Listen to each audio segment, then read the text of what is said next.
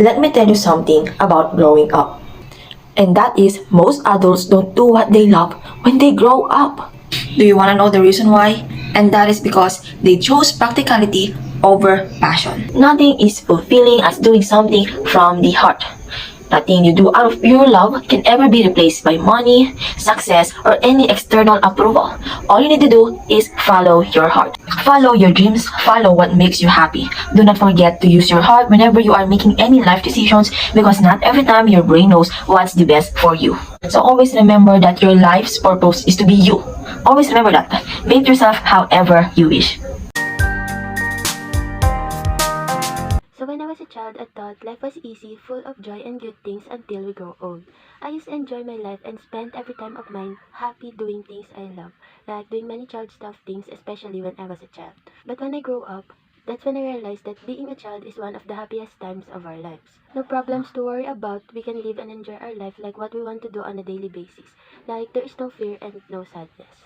When I grew up, various problems came into my life. Wherein there were a lot of difficulties that really challenged me physically, mentally, and emotionally. Now I've learned that being a teenager is not an easy stage of our lives because this is the time when we learn various things in life that will make us cry but most importantly will also teach us some life lessons and will make us stronger.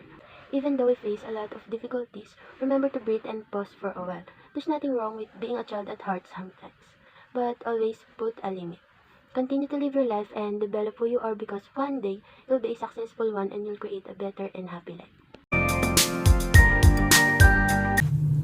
Last April 2022, I turned 18. Finally, I'm an adult, a young adult to be more specific. And with that, of course, it also means that I need to deal with those adult things already. One of those is the application for a valid ID. However, it makes me confused to find out that it's actually hard to apply for one, because I need a valid ID to get another valid ID.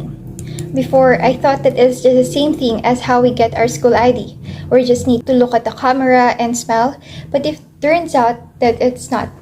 Plenty of requirements are needed before actually having that one card. Why do things go like this? But kidding aside, I understand why these requirements are necessary.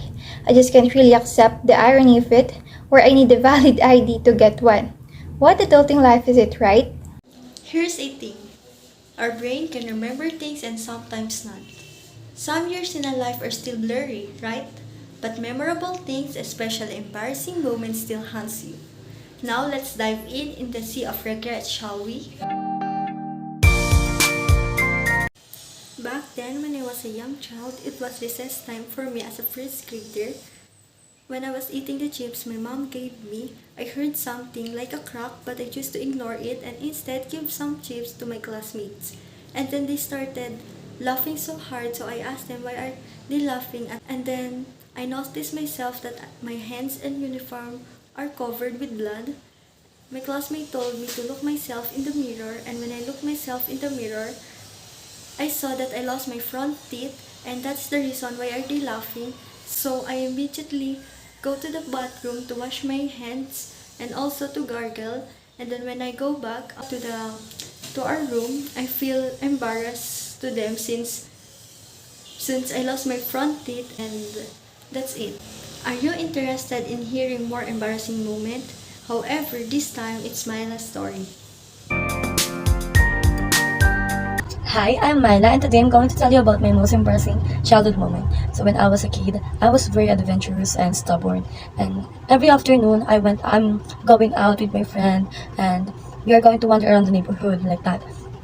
And there is one day that I saw a beautiful house with short walls that surrounds it. So I decided to walk on the walls, over the walls like that. And I was laughing, I was enjoying myself, and I was laughing at my friend because he couldn't reach the walls because he was too scared to try it.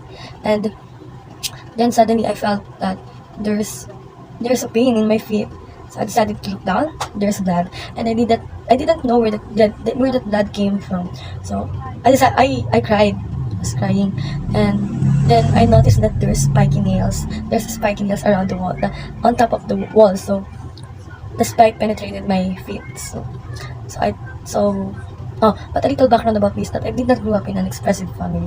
But at that time, I said to my friend, hey, can you tell Mama and Papa and Kuya and Nanay that I love them very much and I'm very grateful for them.